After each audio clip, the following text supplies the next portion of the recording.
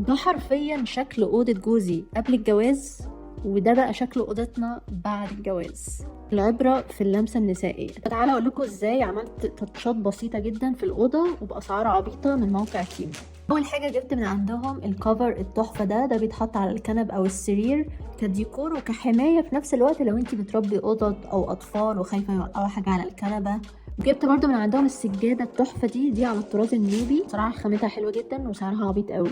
جبت برضو من عندهم العليقة دي، جبت منها اتنين، واحدة ابيض واحدة خشب، بيبقى شكلها حلو جدا وهي فوق السرير كده ومنسدل من عليها الزرع. لو انتي مش عايزة تدقي حاجة في الحيطة فانتي ممكن تجيبي الاستيكرات المدورة دي على الطراز النوبي، بتتلزق كده في الحيطة. وعجبني شكل العليقة دي، كان سعرها 30 جنيه بس. حطيتها جنب المراية، وبعدين جبت الفازة دي اسمها برضو بو فاز وحطيتها جنب السرير زي ما انتوا شايفين، بلمسات بسيطة بس مبنية على الزرع، الخشب، الاستيكرات. الأوضة اتحولت 180 درجة من سجن لأوضة فيها حياة. وسبتلكوا أخيرا كود خصم على أي حاجة تشتريها من موقع تيمو.